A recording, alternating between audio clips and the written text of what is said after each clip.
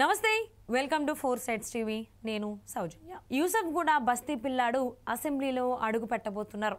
తమ కళ్ళ ముందే పెరిగిన ఆ కుర్రాడు రాజకీయాల్లో ఉన్నత శిఖరానికి చేరుకోవడంతో స్థానికులు హర్షం వ్యక్తం చేస్తున్నారు జూబ్లీ హిల్స్ బైపోల్లో నవీన్ యాదవ్ కొత్త చరిత్ర సృష్టించాడు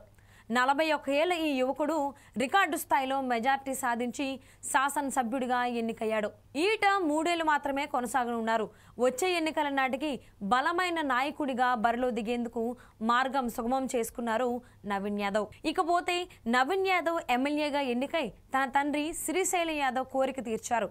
దాదాపు 3 దశాబ్దాలుగా ఎదురుచూసిన రాజకీయ పదవి ఇప్పటికి దరిచేరింది దివంగత ఎమ్మెల్యే పీజీఆర్ అనుచరుడిగా శ్రీశైలం యాదవ్ పనిచేశారు ప్రత్యక్ష రాజకీయాల్లోకి వెళ్లి నాయకుడు కావాలని ఎన్నో కలలు కన్నారు పేదలకు సేవ చేయాలని భావించారు కానీ కేసుల కారణంగా అది నెరవేరలేదు కాకపోతే తన పెద్ద కొడుకు నవీన్ యాదవ్ను ఆ మేరకు తీర్చిదిద్దారు తండ్రి ఆశయాన్ని అర్థం చేసుకున్న నవీన్ యాదవ్ రాజకీయాల్లో చాలా యాక్టివ్గా ఉండేవారు ఎవరికి ఏ సహాయం కావాలన్నా చేసి పెట్టేవారు యువతకు అండగా ఉండేవారు స్పోర్ట్స్ను ఎంకరేజ్ చేసేవారు పేద విద్యార్థులకు చదువులకు అయ్యే ఖర్చును కూడా తానే భరించి చదివించేవారు బస్తీల్లో సమస్యలపై అలుపెరగని పోరాటం చేసేవారు మొత్తంగా పేదల నోట్లో నాలుకగా మారిపోయిన నవీన్ యాదవ్ నేడు జూబ్లీ హిల్స్ ఎమ్మెల్యే అయ్యారు నవీన్ యాదవ్ చేసిన మంచి పనులే ఆయనకు ఉప ఎన్నికలో బాగా కలిసి వచ్చింది ఓపిక పట్టి తండ్రికి గొప్ప గిఫ్ట్ అందించారు కొడుకుని ఎమ్మెల్యేగా చూసుకుని ఆయన మురిసిపోయారు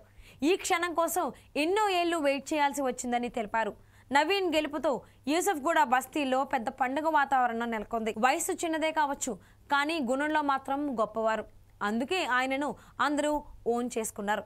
బీఆర్ఎస్ అభ్యర్థి మాగంటి సునీత